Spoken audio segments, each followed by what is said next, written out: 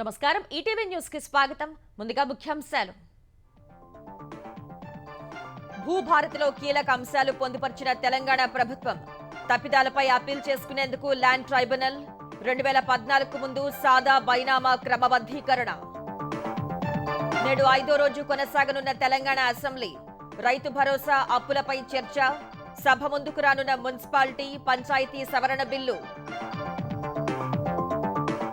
పాలమూరు రంగారెడ్డి ఎత్తిపోతలపై సుప్రీంకోర్టులో విచారణ అంచనాలు టెండర్ల దస్త్రాలు ఇవ్వాలని తెలంగాణ ప్రభుత్వం బీహెచ్ఈఎల్కు ఆదేశం నేడు ఏపీ మంత్రివర్గ కీలక సమావేశం అమరావతిలో 24,276 కోట్ల పనులకు ఆమోదం పరిశ్రమలకు భూ కేటాయింపులపై చర్చించనున్న కేబినెట్ స్టెల్లా నౌకను నేడు మరోసారి పరిశీలించనున్న అధికారులు 1,320 టన్నుల పేదల బియ్యాన్ని ఒడ్డుకు చేర్చే అవకాశం జమిలి ఎన్నికలపై 31 మందితో జేపీసీ ఏర్పాటుకు ప్రతిపాదన లోక్సభ నుంచి 21 రాజ్యసభ నుంచి 10 మందికి చోటు నేడు అధికారికంగా ప్రకటన సరిహద్దుల్లో శాంతి కొనసాగించాలని భారత్ చైనా నిర్ణయం టిబెట్ తీర్థయాత్ర పునః ప్రారంభానికి ఇరు దేశాల అంగీకారం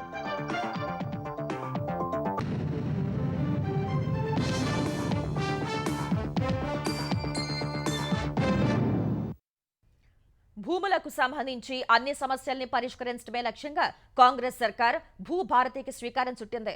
రెవెన్యూ శాఖ మంత్రి పొంగులేటి శ్రీనివాస్ రెడ్డి అసెంబ్లీలో ప్రవేశపెట్టిన కొత్త ఆర్ఓఆర్ బిల్లులో కీలక అంశాలు ఉన్నాయి. కొత్త చట్టం పార్ట్ బిలోని 18 లక్షల ఎకరాల భూ సమస్యలకు పరిష్కారం చూపిస్తుందని, ఆబాది గ్రామకంఠం భూములకు సంపూర్ణ హక్కులు కల్పిస్తుందని ప్రభుత్వం తెలిపింది. తప్పులు జరిగితే అప్పీల్కు వెళ్లేందుకు అవకాశం ఇచ్చారు. ధరణిలోని 33 మాడ్యూల్స్ పరిష్కరించలేని సమస్యల్ని భూభారతిలో 6 మాడ్యూల్స్ తోనే సరిచేస్తామని సర్కార్ స్పష్టం చేసింది. బీఆర్ఎస్ సర్కార్ తెచ్చిన ఆర్ఓఆర్ చట్టం 2020లో అనేక లోపాలు ఉన్నాయని చెబుతున్న కాంగ్రెస్ ప్రభుత్వం ఆ సమస్యల పరిష్కారానికే భూభారతిని తీసుకొచ్చినట్లు స్పష్టం చేసింది.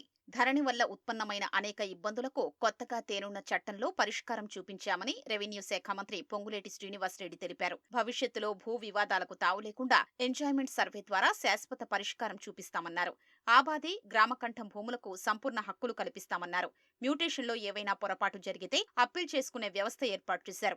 వారసత్వం వంశపారంపర్య భూములు సేల్ డీడ్ కాక మొత్తం 14 రకాల భూమి హక్కులపై మ్యూటేషన్ చేసే అధికారం ఆర్డీఓకిచ్చారు. 2020 నవంబర్ 10 వరకు ఆన్లైన్ ద్వారా వచ్చిన 9.24 లక్షల సాదా బైనామాల దరఖాస్తులకు పరిష్కారం చూపిస్తామని సర్కార్ పేర్కొంది. దేశంలో ప్రతి పౌరుడికి ఆధార్ నెంబర్ ఎలా ఉంటుందో తెలంగాణలోని భూములకు భూ ఆధార్ నెంబర్ కేటాయిస్తామంది. 2014కు ముందు రెవెన్యూ రికార్డుల నిర్వహణ జమాబందీ ఎలా ఉండేదో ఇకపై అదే విధంగా కొనసాగిస్తామని ప్రభుత్వం స్పష్టం చేసింది. రెవెన్యూ వ్యవస్థను చక్కదిద్దేందుకు ప్రతి రెవెన్యూ గ్రామానికి ఒక అధికారిని నియమిస్తామని సర్కార్ తెలిపింది. భూ వివాదాల అర్జీలకు అప్పీళ్ల కోసం ల్యాండ్ ట్రైబ్యునల్స్ ఏర్పాటు చేశారు. అవసరాన్ని ప్రాంతాన్ని బట్టి మరిన్ని పెంచనున్నారు. ప్రభుత్వ ఆస్తుల్ని రికార్డుల్ని ఉద్దేశపూర్వకంగా ఎవరైనా తారుమారు చేస్తే సీసీఎల్ఏ ద్వారా రివిజన్ చేసుకునే ప్రత్యామ్నాయాన్ని చట్టంలో పొందుపర్చారు. ప్రభుత్వ ఆస్తుల్ని ఉద్దేశపూర్వకంగా తారుమారు చేసే అధికారుల్ని శిక్షించే అధికారాన్ని కొత్త చట్టంలో కల్పించారు. భూభారతి ఆర్ఓఆర్ బిల్లు 2024లో అనేక ప్రత్యేకతలు ఉన్నాయి. గతంలో మాన్యువల్ పహాణిలో 32 కాలమ్స్ ఉండగా ధరణిలో ఒకే కాలంకు కుదించారు. భూభారతిలో 11 కాలమ్స్ తేనున్నట్లు ప్రభుత్వం వెల్లడించింది. కొత్త వ్యవస్థలో ఎవరైనా ఎక్కడి నుంచైనా భూముల సమాచారం తెలుసుకోవచ్చు. అన్యాక్రాంతమవుతున్న భూముల వివరాల్ని సర్కార్ దృష్టికి తేవచ్చు. భూభారతిలో దరఖాస్తు చేసుకున్న రైతుల మొబైల్ నెంబర్లకే అప్డేట్స్ వెళ్లే సౌకర్యాన్ని కల్పించారు. ధరణి ద్వారా అన్యాక్రాంతమైన భూముల వివరాల్ని భూభారతి ద్వారా బయటపెడతామని మంత్రి పొంగులేటి శ్రీనివాసరెడ్డి తెలిపారు. ఇందుకోసం 2014కు ముందు సబ్ రిజిస్ట్రార్ ఆఫీసుల దగ్గర ఉన్న రెవెన్యూ, ఎండోమెంట్, వక్ఫ్, భూదాన్, ఫారెస్ట్ భూముల వివరాల్ని సరిచూస్తామన్నారు. సర్కార్ భూముల్ని ఆక్రమించిన వారు ఎంతటి వారైనా వదిలేది లేదని పొంగులేటి స్పష్టం చేశారు. తెలంగాణ అసెంబ్లీ సమావేశాలు నేడు 5వ రోజు కొనసాగనున్నాయి. ఈ ఉదయం 10 గంటలకు ప్రశ్నోత్తరాలతో సభ ప్రారంభం కానుంది. సభలో నేడు భూభారతి, రైతు భరోసా, అప్పులు సహా పలు బిల్లులపై చర్చ జరగనుంది. శాసనసభలో ప్రశ్నోత్తరాల తర్వాత అటవీ అభివృద్ధి కార్పొరేషన్ లిమిటెడ్ కు చెందిన గత ఆర్థిక ఏడాది వార్షిక నివేదిక మంత్రి కొండా సురేఖ ప్రవేశపెడతారు. ఆ తర్వాత భూభారతి బిల్లుపై చర్చ నేడు కొనసాగుతుంది. మున్సిపాలిటీల సవరణ బిల్లును సీఎం రేవంత్ రెడ్డి ప్రవేశపెడతారు. అదేవిధంగా జీహెచ్ఎంసీ సవరణ బిల్ కూడా సీఎం సభ ముందు ఉంచుతారు. పంచాయతీరాజ్ సవరణ బిల్లును మంత్రి సీతక్క సభలో ప్రవేశపెడతారు. ఆ తర్వాత రాష్ట్ర అప్పులు, రైతు భరోసా విధి విధానాలపై స్పలకాలిక చర్చ ఉంటుంది. అటు శాసన మండలి కూడా ప్రశ్నోత్తరాల కార్యక్రమంతో ఉదయం 10 గంటలకు ప్రారంభమవుతుంది. ఫార్ములా ఈ రేసింగ్ వ్యవహారంపై ఈ శాసనసభ సమావేశాల్లోనే చర్చ పెట్టాలని బీఆర్ఎస్ కార్యనిర్వాహక అధ్యక్షుడు కేటీఆర్ కోరారు. ఈ మేరకు సీఎం రేవంత్ రెడ్డికి లేఖ రాశారు. ఫార్ములా ఈ రేస్ వ్యవహారంలో బీఆర్ఎస్ ప్రభుత్వంపై, ముఖ్యంగా తనపై ప్రస్తుత కాంగ్రెస్ సర్కార్ అనేక ఆరోపణలు చేస్తోందన్న కేటీఆర్ వాటిలో వాస్తవం లేదన్నారు. ఈ అంశంపై కేబినెట్లో గంటన్నర చర్చ జరిగిందని, కేసులు నమోదు చేస్తామని గవర్నర్ ఆమోదం వచ్చిందని సీఎం కార్యాలయం నుంచి లీకులు ఇస్తున్నారని ఆక్షేపించారు. ఈ వ్యవహారంలో ఎలాంటి అవకతవకలు, అవినీతి జరగలేదని, శాసనసభలో చర్చ జరిగితే నిజానిజాలు నిగ్గుతేలుతాయని కేటీఆర్ తన లేఖలో తెలిపారు. 4 గోడల మధ్య చర్చ కన్నా శాసనసభలో 4 కోట్ల మంది ప్రజల ముందు చర్చ జరగాలన్నారు. తెలంగాణ, ముఖ్యంగా హైదరాబాద్ కు మంచి జరగాలని ఫార్ములా ఈ రేస్ నిర్వాహకులతో ఒప్పందం చేసుకున్నట్లు కేటీఆర్ వివరించారు. ఈ రేస్ వల్ల తెలంగాణ ఆర్థిక వ్యవస్థకు సుమారు 700 కోట్ల రూపాయల లబ్ధి చేకూరినట్లు నీల్సన్ సంస్థ నివేదిక ఇచ్చిందని గుర్తు చేశారు. అటు ఇదే అంశంపై చర్చ చేపట్టాలని బీఆర్ఎస్ ఎమ్మెల్యేలు స్పీకర్కు వినతిపత్రం సమర్పించారు. రాజధాని అమరావతిలో చేపట్టాల్సిన పనులు సహా వివిధ అంశాలపై నేడు ఏపీ మంత్రివర్గం కీలక నిర్ణయం తీసుకోనుంది.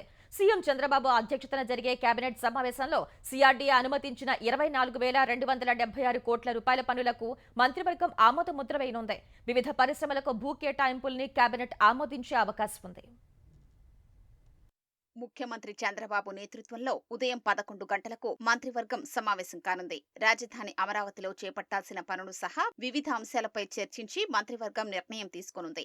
రాజధాని నిర్మాణం కోసం సీఆర్డీఏ సమావేశంలో ఆమోదం తెలిపిన ట్రంక్ రోడ్లు, లేఅవుట్లలో మౌలిక వసతుల కల్పన, ఐకానిక్ బిల్డింగులకు సంబంధించిన పనులకు పాలనాపరమైన ఆమోదంపై మంత్రివర్గం నిర్ణయం తీసుకోనుంది. 103 ఎకరాల్లో 11.22 లక్షల చదరపు అడుగుల విస్తీర్ణంలో నిర్మించే అసెంబ్లీ భవనం నిర్మాణానికి అనుమతులు ఇవ్వనున్నారు. అసెంబ్లీ సమావేశాలు లేనప్పుడు ప్రజలకు ప్రవేశం కల్పించి టవర్ పై నుంచి సిటీ మొత్తం చూసేలా అసెంబ్లీ భవనం నిర్మించనున్నారు. రాజధానిలోని గవర్నమెంట్ సిటీలో 20,32,000 చదరపు అడుగుల విస్తీర్ణంలో 42 ఎకరాల్లో నిర్మించే హైకోర్టు భవనం నిర్మాణంపై మంత్రివర్గం నిర్ణయం తీసుకోనుంది. 55 మీటర్ల ఎత్తులో నిర్మించే హైకోర్టు భవన నిర్మాణానికి 1,048 కోట్లు ఖర్చు కానుంది. వీటితో పాటు జీఏడీ టవర్, హెచ్ఓడీల టవర్లు మొత్తం 5 నిర్మించనున్నారు. అన్ని టవర్లు కలిసి 68,88,064 చదరపు విస్తీర్ణంలో నిర్మాణం చేపట్టనున్నారు. 5 టవర్లకు గాను మొత్తంగా 4,608 కోట్లు ఖర్చు చేయాలని నిర్ణయించారు. అన్ని టెండర్లను ఈ నెలాఖరులోగా ముగించి పనులు చేపట్టేలా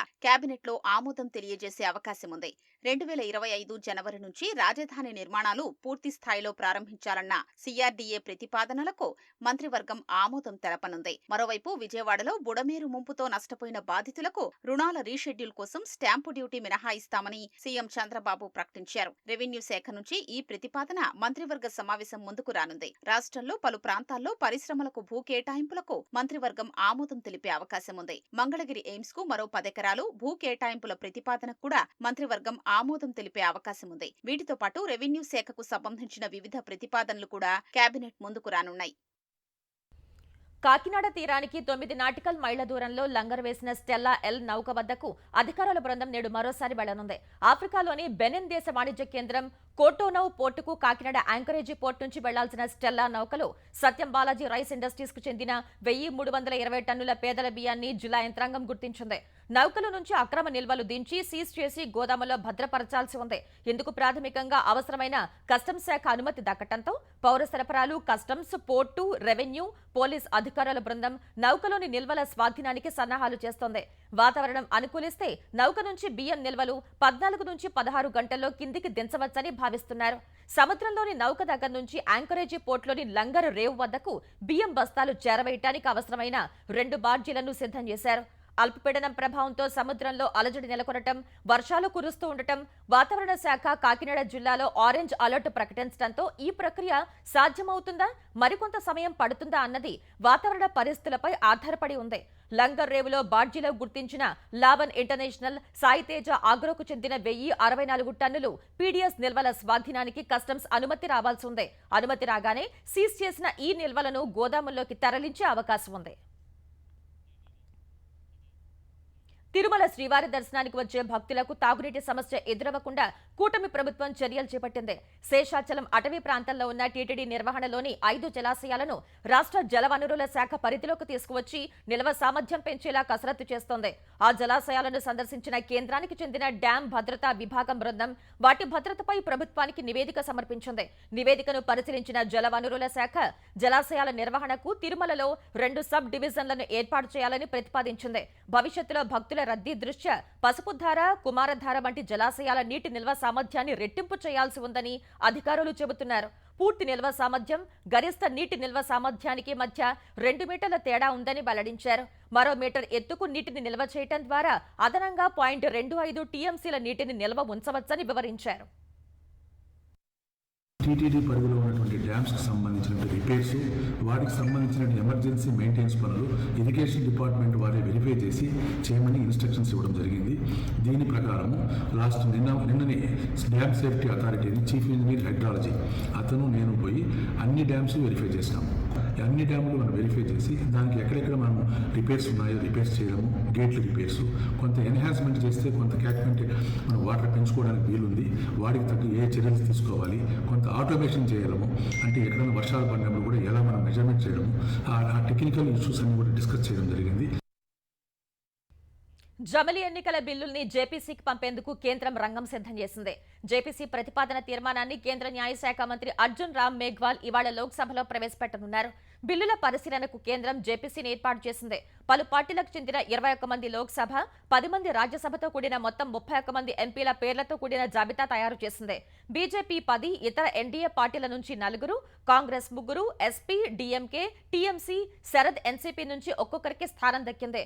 ఏపీకి చెందిన సీఎం రమేష్, బాలశౌరి, జీఎం హరీష్ బాలయోగిలకు అవకాశం దక్కింది. రాజ్యసభ నుంచి 10 మంది సభ్యుల పేర్లు ప్రతిపాదించారు. రాజ్యసభ సభ్యుల పేర్లను ఎంపిక చేసిన అనంతరం కమిటీ చైర్మన్ పేరును ఖరారు చేయనున్నారు. జేపీసీ చైర్మన్ గా కేంద్ర మాజీ సహాయ మంత్రి పీపీ చౌదరి ఉండే అవకాశం ఉన్నట్లు ప్రచారం జరుగుతోంది. అనురాగ్ ఠాకూర్ పేరు వినిపిస్తోంది. వచ్చే పార్లమెంట్ సమావేశాల చివరి వారంలో ఈ కమిటీ నివేదిక సమర్పించనున్నట్లు తెలిసింది. పాలమూరు రంగారెడ్డి ఎత్తిపోతల పథకానికి సంబంధించి అంచనాలు, టెండర్ల అప్పగింతకు సంబంధించిన ఒరిజినల్ ఫైల్ సమర్పించాలని తెలంగాణ ప్రభుత్వానికి బీహెచ్ఈఎల్ సంస్థలకు సుప్రీంకోర్టు ఆదేశాలు జారీ చేసింది. ఇప్పటివరకు సరఫరా చేసిన పరికరాలు, జరిగిన చెల్లింపులపై 4 వారాల్లో అఫిడవిట్ దాఖలు చేయాలని బీహెచ్ఈఎల్కు ప్రధాన న్యాయమూర్తి జస్టిస్ సంజీవ్ ఖన్నా నేతృత్వంలోని ధర్మాసనం ఆదేశించింది. పాలమూరు రంగారెడ్డి ఎత్తిపోతల ప్రాజెక్టు అంచనాల తయారీ, టెండర్ల అప్పగింతలో అవినీతి జరిగిందని, దానిపై సీబీఐ విచారణ జరిపించి నిజానిజాలు బయటకు తీయాలని మాజీ మంత్రి నాగం జనార్దన్ రెడ్డి 2019లో దాఖలు చేసిన పిటిషన్పై ప్రధాన న్యాయమూర్తి జస్టిస్ సంజీవ్ ఖన్నా నేతృత్వంలోని ధర్మాసనం విచారణ చేపట్టింది. ఈ ప్రాజెక్టు కోసం బీహెచ్ఈఎల్ ఇప్పటి వరకు సరఫరా చేసిన పరికరాలు, వాటికి జరిగిన చెల్లింపుల గురించి ఆ సంస్థ 4 వారాల్లోపు అఫిడవిట్ కూడా దాఖలు చేయాలని ఆదేశించింది. సుదీర్ఘ విచారణ అనంతరం ధర్మాసనం ఉత్తర్వులు జారీ చేస్తూ తదుపరి విచారణను ఫిబ్రవరి 10కి వాయిదా వేసింది. యాదాద్రి భువనగిరి జిల్లా తుర్కపల్లి మండలం గోపాలపురంలో వాటర్ ట్యాంక్, పాఠశాల, బస్టాండ్ నిర్మాణం కోసం సేకరించిన భూమి యజమానికి ఈ నెల 30లోగా పరిహారం చెల్లించాలని భువనగిరి ఆర్డీఓ, ఎంపీడీఓ, తహసీల్దార్లకు హైకోర్టు ఆదేశాలు జారీ చేసింది. ఒకవేళ పరిహారం చెల్లించని పక్షంలో వ్యక్తిగతంగా హాజరై వివరణ ఇవ్వాలని, వివరణతో సంతృప్తి చెందకపోతే జైలుకు పంపాల్సి ఉంటుందని హెచ్చరించింది. మార్కెట్ రేటు ప్రకారం పరిహారం చెల్లించాలంటూ 2022 ఆగస్టులో ఇచ్చిన తీర్పును అమలు చేయకపోవడంతో గోపాలపురానికి చెందిన రహీముద్దీన్ కోర్టు ధిక్కరణ పిటిషన్ దాఖలు చేశారు. దీనిపై జస్టిస్ బి విజయ్ సేన్ రెడ్డి విచారణ చేపట్టారు. 86 ఏళ్ల వృద్ధుడి భూమిని తీసుకుని హైకోర్టు ఆదేశించిన పరిహారం చెల్లించకపోవటాన్ని తప్పుపట్టారు. హైకోర్టు ఆదేశాల మేరకు ఆర్డీఓ నవంబర్ 13న ప్రకటించిన అవార్డు మొత్తాన్ని ఈ నెల 30లోగా చెల్లించాలని న్యాయమూర్తి ఆదేశాలు జారీ చేశారు. చెల్లించని పక్షంలో వ్యక్తిగతంగా హాజరు కావాల్సి ఉంటుందన్నారు. విశాఖ స్టీల్ ప్లాంట్ ప్రైవేటీకరణ నిలుపుదల చేయాలంటూ స్టీల్ ప్లాంట్ పరిరక్షణ పోరాట సమితి సభ్యులు ఢిల్లీలో పలువురు కేంద్ర మంత్రుల్ని కలిసి విజ్ఞప్తి చేశారు. కేంద్ర ఉక్కు మంత్రి కుమారస్వామిని కలిసిన కార్మిక సంఘాల నాయకులు ఆదినారాయణ, అయోధ్యరాం, రాజశేఖర్, శ్రీనివాసరావు 3వ బ్లాస్ట్ ఫర్నేస్ తిరిగి మళ్లీ ప్రారంభించాలని వినతిపత్రం ఇచ్చారు. ఉద్యోగుల జీతాలు సహా ఇతర అంశాల్ని త్వరలో పరిష్కరిస్తామని కుమారస్వామి వారికి హామీ ఇచ్చారు. ఈ సందర్భంగా ఆయన కోరింది ఏంటంటే, మేము విశాఖపట్నం స్టీల్ ప్లాంట్ ప్రగతి బాటలో పయనించడానికి మైన్స్ కేటాయించాలని, ఈ కంపెనీకి వర్కింగ్ క్యాపిటల్ లేని కారణంగా వర్కింగ్ క్యాపిటల్ ఇవ్వాలని చెప్పి వివరించడం జరిగింది. దాని మీద ఆయన సానుకూలంగా స్పందించి విశాఖపట్నం స్టీల్ ప్లాంట్ కార్మిక సమస్యలు పరిష్కరించడమే కాకుండా వారి తాలూకు జీతభత్యాలు కూడా ఒక 3-4 రోజుల్లో పరిష్కరిస్తామని, జనవరి సంక్రాంతిలోగా ఈ యొక్క జీతాల సమస్య పరిష్కారం తెలియజేసి, అంతేకాకుండా అన్ని విధాల కంపెనీకి కావాల్సినటువంటి ఆర్థిక సహకారాన్ని కూడా అందిస్తామని 18,000 కోట్ల రూపాయల దగ్గర మినిస్ట్రీ తరఫున రికమెండ్ చేసి ఉక్కు మంత్రిత్వ శాఖ నుంచి కేంద్ర ఆర్థిక మంత్రిత్వ శాఖ పంపడం జరిగింది.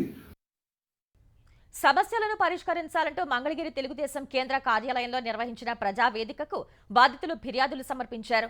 వైసీపీ నేతలు రెడ్డయ్య, సుబ్బయ్య, శ్రీనివాసులు తన స్థలాన్ని ఆక్రమించడానికి యత్నిస్తున్నారని అన్నమయ్య జిల్లా వీరబల్లికి చెందిన కొల్లి నాగయ్య వాపోయారు. ప్రభుత్వం మంజూరు చేసిన స్థలాన్ని కొందరు వైసీపీ నేతలు కబ్జా చేయాలని చూస్తున్నారని అన్నమయ్య జిల్లా మదనపల్లికి చెందిన రామచంద్ర ఆవేదన వ్యక్తం చేశారు. మద్యం కంపెనీ డిస్ట్రిబ్యూషన్ ఇప్పిస్తారని నమ్మించి బాపట్లకు చెందిన కోటేశ్వరరావు 30 లక్షలు తీసుకుని మోసం చేశాడని ఏలూరు నివాసి వెంకటేశ్వర్లు ఫిర్యాదు చేశారు. లంచం తీసుకుని తన పొలానికి వేరొకరి పేరుతో పట్టాదారు పాస్ పుస్తకాలు ఇచ్చిన వీఆర్ఓపై చర్యలు తీసుకోవాలని ప్రకాశం జిల్లా మార్కాపురానికి చెందిన బోయపాటి వెంకటరామయ్య కోరారు. కోర్టు ఆదేశాలు తమకు అనుకూలంగా ఉన్న పురపాలక సిబ్బంది ఆక్రమణదారుల చేతులు కలిపారని అన్నమయ్య జిల్లా మదనపల్లికి చెందిన సయ్యద్ బషీర్ బాషా, ఎన్ ప్రసాద్ రెడ్డి, ప్రభావతి వాపోయారు. వైఎస్ఆర్ జిల్లా బద్వేల్లో దళితుల భూమిని నకిలీ పత్రాలతో అక్రమంగా రిజిస్ట్రేషన్ చేయించుకున్న వ్యవహారంలో వైసీపీ నేత మున్సిపల్ వైస్ చైర్మన్ గోపాలస్వామిని పోలీసులు అదుపులోకి తీసుకున్నారు. నకిలీ పత్రాలతో ఎకరా భూమిని అక్రమంగా రిజిస్ట్రేషన్ చేసుకున్నారని బాధితురాలు ఫిర్యాదు మేరకు పోలీసులు గోపాలస్వామితో పాటు 6 అధికారులపై కేసు నమోదు చేశారు. నిందితుల్లో 2 రిజిస్ట్రేషన్ అధికారులు, రెవెన్యూ సిబ్బంది కూడా ఉన్నారు. వీరిలో 6 SC/ST అట్రాసిటీ కేసులు నమోదయ్యాయి. వ్యవహారంలో A1 నిందితుడు గోపాలస్వామిని హైదరాబాద్లో అదుపులోకి తీసుకుని ప్రొద్దుటూరు కోర్టులో హాజరుపరిచినట్లు మైదుకూరు డీఎస్పీ రాజేంద్ర ప్రసాద్ తెలిపారు. మిగిలిన నిందితులను త్వరలో అరెస్ట్ చేస్తామన్నారు.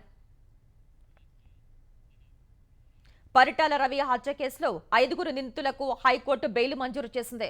18 ఏళ్ల తర్వాత షరతులతో కూడిన బెయిల్ ఇచ్చింది. A3 Narayana Reddy, A4 Rekhamayya, A5 భజన Ranganayakulu, A6 Vaddekonda, A8 ఓబిరెడ్డిలకు bail మంజూరు చేస్తూ న్యాయస్థానం ఉత్తర్వుల్లో పేర్కొంది. 25,000 రూపాయల చొప్పున 2 షూరిటీలను సమర్పించాలని ఆదేశాలు తెలిపింది. నిందితులు సంబంధిత పోలీస్ స్టేషన్లో ప్రతి సోమవారం 11 గంటలకు స్టేషన్ హౌస్ ఆఫీసర్ ముందు హాజరు కావాలని వెల్లడించింది. చట్ట వ్యతిరేకంగా నడుచుకుంటే బెయిల్ రద్దు చేసే అవకాశం ఉంటుందని స్పష్టం చేసింది. అనంతపురంలో 2005 జనవరి 24న పరిటాల రవి హత్య కేసులో నిందితులకు కింది కోర్టు గతంలో శిక్ష విధించింది. కింది కోర్టు తీర్పును సవాల్ చేస్తూ నిందితులు హైకోర్టులో అప్పీల్ వేయడంతో షరతులతో కూడిన బెయిల్ మంజూరయ్యింది. నౌకాదళం హైడ్రోగ్రాఫిక్ సర్వేల కోసం ఉద్దేశించిన నిర్దేశక్ నౌకను రక్షణ శాఖ సహాయ మంత్రి సంజయ్ సేథ్ జాతికి అంకితం చేశారు. విశాఖ నావల్ డాక్ యార్డ్లో జరిగిన కార్యక్రమంలో ఐఎన్ఎస్ నిర్దేశక్ ను మంత్రి జలప్రవేశం చేయించారు. కోల్కతాలోని GRSCలో దేశీయంగా 80% పరికరాలతో ఐఎన్ఎస్ నిర్దేశక్ నౌక నిర్మాణం జరిగింది. 110 మీటర్ల పొడవు, 3,800 టన్నుల బరువైన ఈ నౌక 2 ఇంజిన్లతో రూపకల్పన చేశారు. అత్యాధునిక హైడ్రోగ్రాఫిక్, ఓషనోగ్రాఫిక్ సర్వే పరికరాలతో నిర్దేశక్ ను తీర్చిదిద్దారు. హైడ్రోగ్రాఫిక్ సర్వేలకు సంబంధించి రెండోదైన ఈ నౌకను 32 ఏళ్ల పాటు భారత నౌకాదళంలో సేవలందించి 2014లో వీడ్కోలు తీసుకున్న నిర్దేశక్ స్థానంలో ప్రవేశపెట్టారు. 25 రోజుల పాటు నిరంతరాయంగా 18 నాట్ల గరిష్ట వేగంతో ప్రయాణించడం ఈ నౌక ప్రత్యేకతల్లో ఒకటని మంత్రి తెలిపారు. సరిహద్దుల్లో శాంతిని నెలకొల్పేందుకు సుస్థిర సంబంధాలను పెంపొందించేలా చర్యలు కొనసాగించాలని భారత్, చైనా నిర్ణయించాయి. బీజింగ్ వేదిక ప్రత్యేక ప్రతినిధుల సమావేశంలో భేటీ అయిన చైనా విదేశాంగ మంత్రి వాంగ్ యీ, భారత జాతీయ భద్రతా సలహాదారు అజిత్ డోబాల్ ఇరు దేశాల సరిహద్దుల్లో శాంతి సహా కీలక అంశాలపై చర్చించారు. సరిహద్దుల వద్ద శాంతి, ఆరోగ్యకరమైన, స్థిరమైన సంబంధాల అభివృద్ధికి చర్యలు తీసుకోవడం సహా 6 అంశాల్లో ఏకాభిప్రాయానికి వచ్చారు. సరిహద్దుల్లో సంయుక్త గస్తీ నిర్వహణ సహా విశ్వాసాన్ని పెంపొందించే చర్యల్ని బలోపేతం చేయాలని నిర్ణయించారు. Cross border exchange and cooperation బలోపేతం చేయాలని, టిబెట్కు భారత యాత్రికుల తీర్థయాత్రను పునః ప్రారంభించడానికి అంగీకరించారు. సరిహద్దు నదీ సహకారం సహా నాతులా సరిహద్దులో వాణిజ్యాన్ని ప్రోత్సహించాలని ఇరుపక్షాలు నిర్ణయించాయి. వచ్చే ఏడాది భారత్లో కొత్త రౌండ్ ప్రత్యేక ప్రతినిధుల సమావేశాలు నిర్వహించేందుకు భారత్, చైనాలు కూడా అంగీకరించాయి.